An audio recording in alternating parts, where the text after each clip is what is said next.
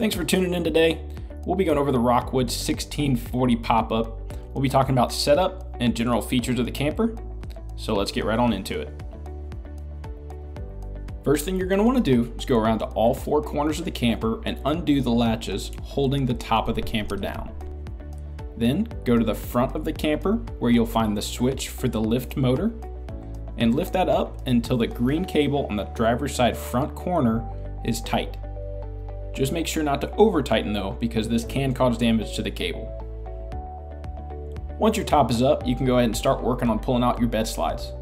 The slides should come out relatively smoothly, so if you feel any major resistance, stop and check the slide tracks for any obstructions. From there, you're going to walk inside the camper and you're going to locate two sets of black poles and one set of gold lift top supports, usually located under the mattresses in the camper. The two lift top support brackets will be installed in opposing corners and are installed to keep the top from falling in the off chance of a system failure. There will be two sets of black poles. The long set will go for the rear bed slide and the short set will go for the front bed slide. These just support the bed slides when in the out position. The mounting point will be a little different for the front, but ultimately the process is the same.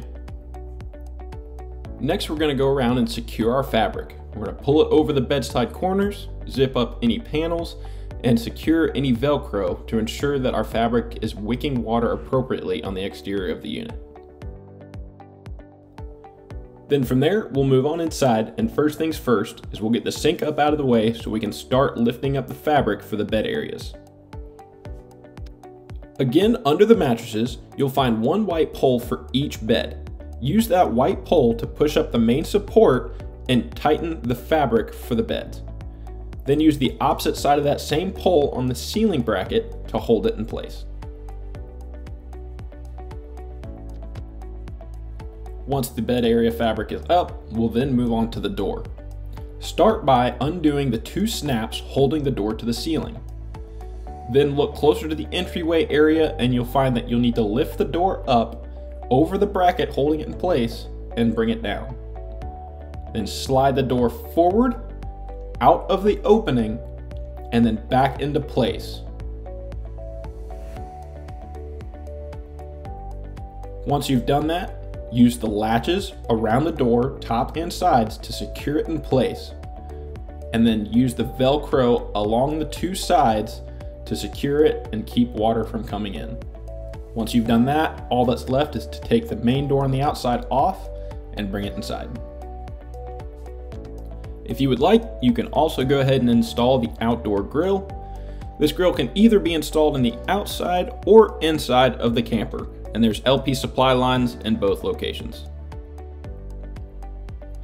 Now that we have the camper fully set up, let's go over how to get camping.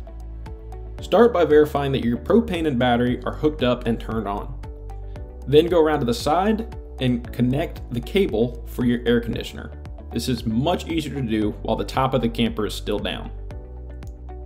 Then, if at a campground, hook up your shore power cable, and you can go ahead and hook up your water as well. You can either fill up the fresh tank and use the water pump, or hook up the city water connection for direct pressure.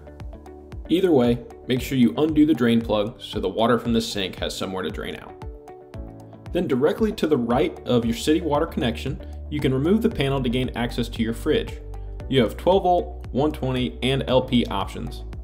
You can find instructions on how to light the fridge on LP on the inside of your refrigerator. Then lastly, lower your stabilization jacks to add some stability to the camper when moving around inside. The crank for the stabilization jacks can be found underneath the rear dinette seat. Now that we're inside, we can go ahead and start turning on our AC or furnace, whichever one is applicable for the time of year you're camping. And then directly under the furnace vent, you'll find your main light switch. Also, quick side note, the camper does not have solar, but if you would like to get it, it can be very easily added. Feel free to give us a call for additional information. Right across from that panel, you'll find the wall panel with your water pump switch. If you're drawing from your fresh tank, this will allow your water pump to draw water up to your faucet. Also on this panel, you have your converter box. This is where you'll find your fuses and breakers for the unit. Along with this, you also have your main GFCI outlet located under the dinette. Lastly on this panel, you also have your USB outlets, but more importantly, your CO2 detector. Along with that, you also have a smoke detector and a fire extinguisher in the unit. A really cool feature this camper offers is the heated mattresses. If you go into the rear dinette seat and look for the white remotes, you can plug this into the mattress and also into the wall and dial it to whatever heat setting you like. This is going to be the same for both the front and rear mattresses. Then all that's left is to enjoy your new camper.